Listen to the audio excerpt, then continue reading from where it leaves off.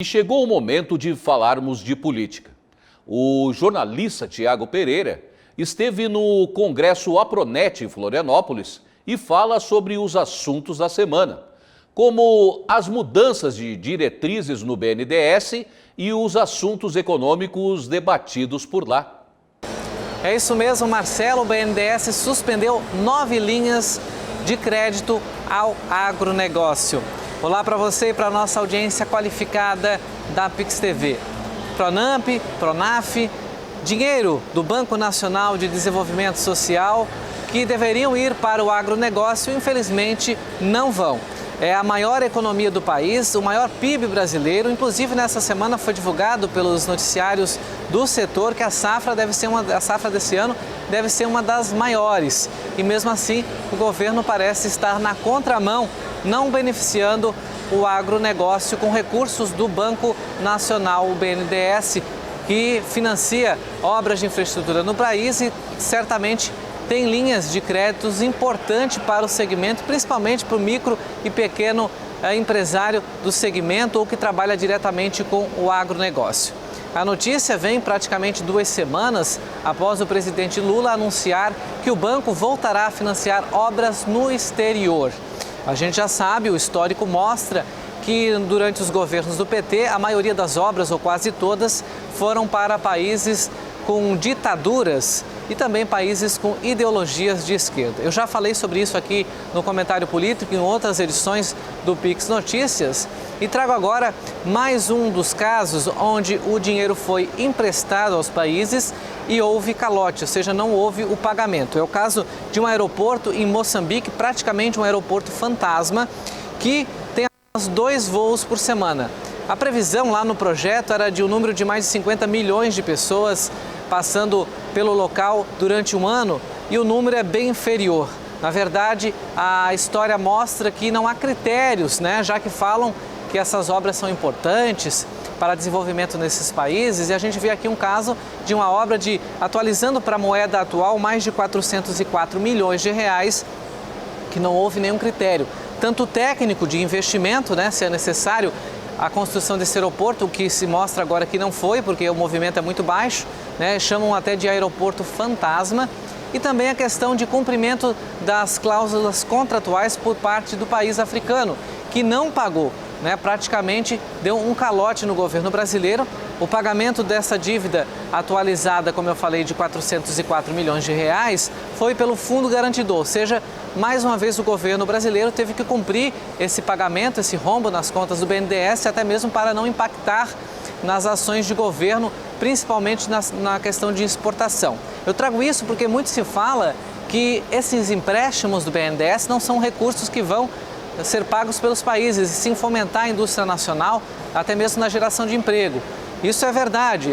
Obviamente, se a empresa é nacional e vai prestar serviço de engenharia e tecnologia para outros países, certamente vai fomentar a economia nacional. No entanto, é uma falácia dizer que quem vai pagar não é o governo desses países beneficiados. É sim, inclusive há várias histórias, vários registros, inclusive esse de Moçambique que eu trago, a Venezuela também deu calote, não cumpriu com o pagamento. Quem teve que fazer o cumprimento dessa obrigação foi o Fundo Garantidor, que está lá no contrato. O governo brasileiro, portanto, teve que injetar dinheiro no BNDES para o cumprimento dessas metas. E a gente fala constantemente sobre essa questão econômica, que impacta agora o setor do agronegócio, vai ter menos recursos do BNDES para investimento. A semana foi turbulenta, teve até uma baixa no dólar durante a semana, mas com falas do governo e poucas ações na área econômica, fizeram com que a moeda estrangeira subisse novamente. Inclusive, a rixa, ou briga, ou comentários do presidente Lula contra o Roberto Campos Neto. Lula fala que com a taxa de juros atual o Brasil não vai crescer, no entanto não faz nenhum sinal de que o governo vai reduzir o gasto da máquina pública. Pelo contrário, um inchaço com mais ministérios de 22 para 37, a gente já comentou também sobre isso, o impacto que isso pode trazer na economia. Como você falou, Marcelo, eu estou aqui no Congresso Apronet de provedores e, obviamente, falando com o segmento dos provedores de internet, se falou sobre a economia também. E aqui se traçou alguns paralelos para a economia de 2023, o ano que recém começou, que tem um novo governo e são inúmeros desafios, não só nacionais como internacionais.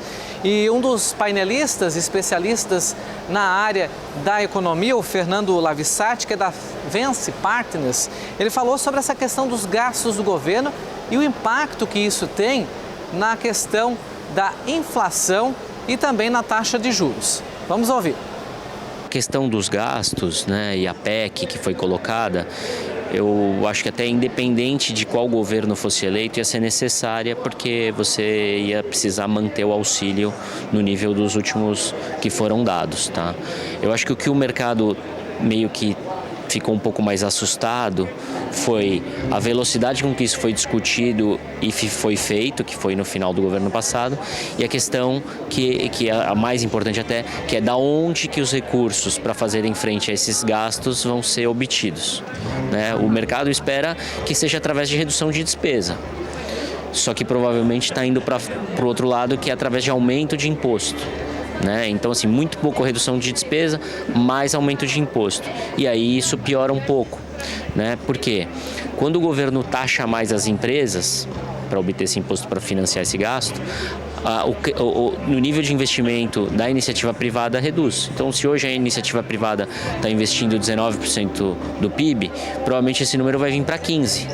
Porque uma parte vai virar imposto. As pessoas falam o seguinte, se é para ficar pagando imposto, eu não vou investir muito, e para o investimento. E o governo colocando dinheiro gera um crescimento no primeiro momento, com menos investimento, isso vira um ambiente que gera mais inflação à frente. Então essa é a dinâmica que o mercado quer entender como vai ficar, né? Como que isso no final do dia vai se dar, porque também tem que entender que o governo acabou de começar, então a gente tem que ver ao longo do tempo como que essa dinâmica vai se dar mesmo. E a Flávia Kraus Penhar, da Capitania, também especialista no setor, falou sobre os impactos internacionais na economia brasileira, sobretudo a moeda americana, e que caiu essa semana, como eu comentei, e logo em seguida veio a subir novamente. Ela é mais otimista e acredita que ainda neste semestre a moeda norte-americana deve voltar a cair, e isso trará impactos positivos para investimento e na economia brasileira. O dólar vem para baixo, tá? Então a gente experimentou aí na semana passada um dólar de 4,95 no mercado. A gente acredita que o dólar tem como cair, o real pode se fortalecer aí para casa de 4,80 nas próximas semanas. É possível que isso aconteça. A gente, em linhas gerais, é muito otimista com o Brasil. A gente acredita que o globo está se acertando nessa questão toda mais difícil aí de inflação. As economias estão se acomodando e a gente vê de forma bastante otimista o Brasil. Claro que a gente tem várias lições de casa para fazer, então assim, a lição de casa que fica para esse ano, e vamos ver se o governo consegue entregar isso, né? A reforma tributária, ela é muito importante para os negócios, para os empresários, tem um impacto direto, e vamos torcer para assim, a gente ter um fiscal que não seja muito absurdo. Isso vai ser definido nos próximos dias, e a gente não precisa subir impostos para contornar esses gastos públicos. Então, assim, acho que as próximas semanas vão ser muito importantes para essa definição, tá? Mas, em linhas gerais, a gente acredita que fazendo as coisas de forma equilibrada, o governo dando um apoio de forma equilibrada, a gente consiga ter um bom ano, sim, 2023, depois 2024. E a Flávia comentou também que essa situação da redução da moeda nacional e o fortalecimento do real pouco tem a ver com a questão econômica, né? Há outros critérios que a economia mundial e as análises técnicas das moedas são utilizadas para o impacto, a subida ou a redução do dólar, impactando aqui no mercado interno. Por isso, a gente vai continuar acompanhando esses movimentos do mercado e trazendo as atualizações aqui para a nossa audiência da Pix TV. A cobertura completa de tudo que aconteceu aqui no Congresso APRONET, como você já comentou, Marcelo, será na próxima edição do PubTech aqui na nossa programação.